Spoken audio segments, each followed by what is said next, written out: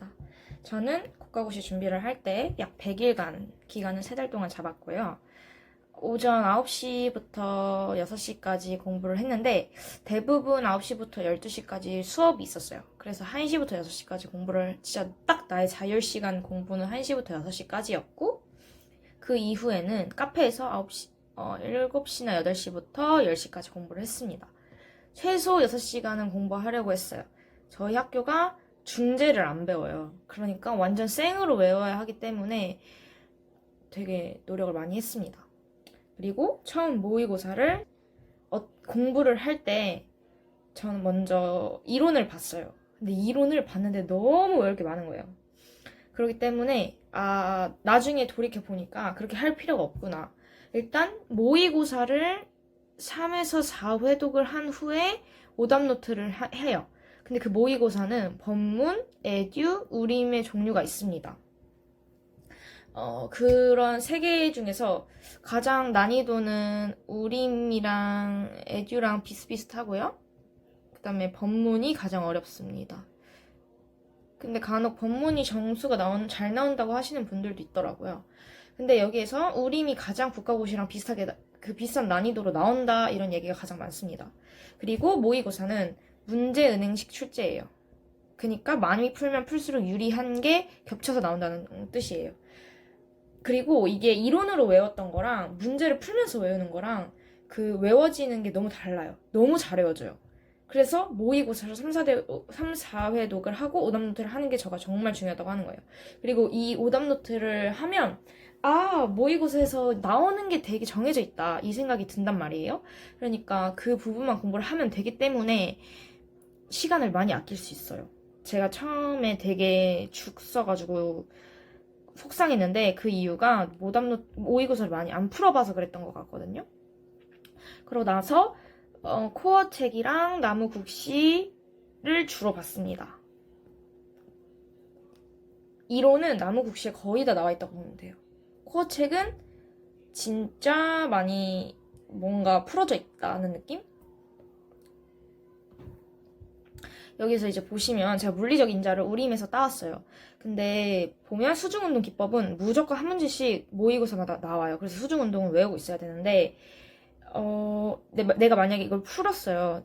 그 보면은 뭐 경락의 흐름, 원활하게 하려는 기법, 뭐 이완 운동, 뭐 물과 음악, 호흡 조절, 경락 등을 적절하게 이용 이런 걸 보고 내가 만약에 모르겠다 싶어서 할릭을 했어요. 그럼 여기다가 그 답지를 보고 다 풀어본 후에 여기다 엄청 막 적는 거죠. 그래서 저는 수기를 추천드려요.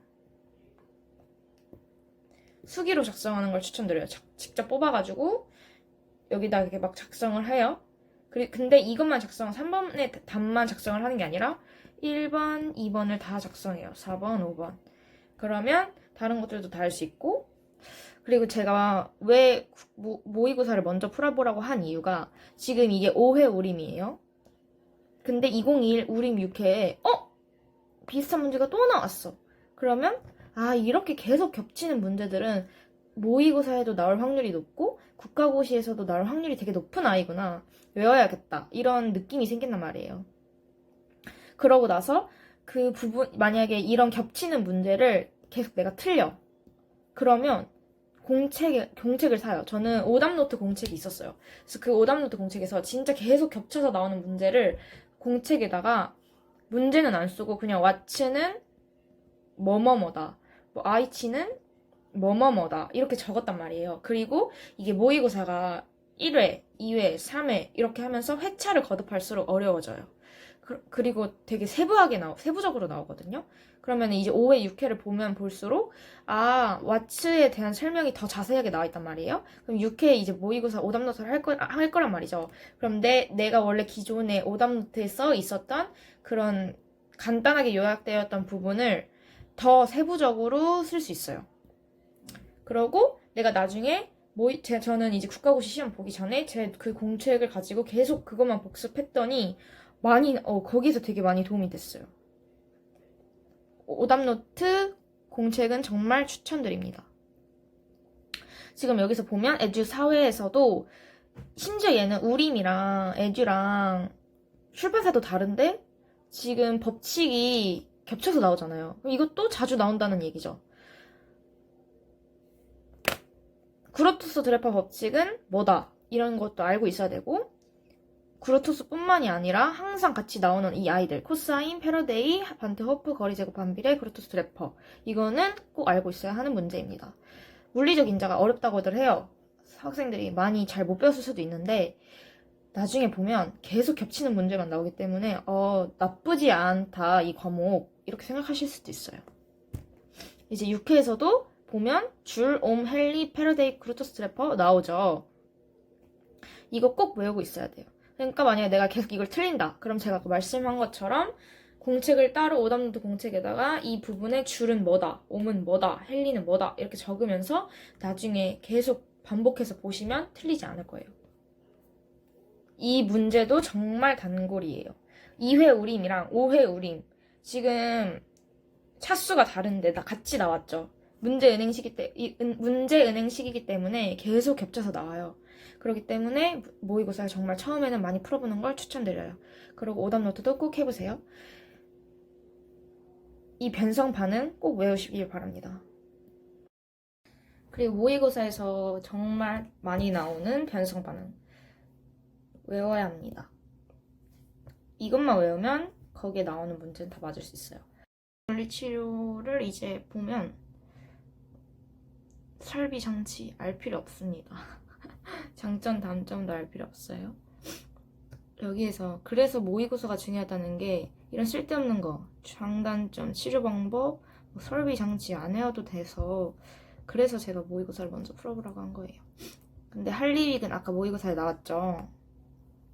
근데 여기서 할리윅이 또 키워드가 장애인들이 부력 보조 기구를 사용하지 않고 독립적으로 안전하게 수영할 수 있도록 고안됨. 10단계 그리고 4단계 이것만 외우면 돼요. 그냥 10단계, 4단계 그리고 부력 보조 기구를 사용하지 않는다 하면 할리윅 뽑으면 됩니다.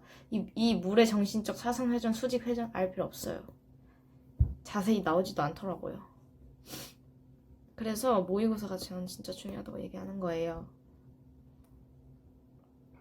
그러면 제가 아낄 수 있는 에너지가 벌써 이 부분만 외우면 되니까 되게 간단해진 거죠. 이번에는 바드랑 가즈링을 보면 바드랑 가즈링도 외울 게 정해져 있어요. 바드랑 가즈링은 PNF 기술이라는 것만 알면 됩니다. 사용해서 근데 제가 바드랑 가즈링은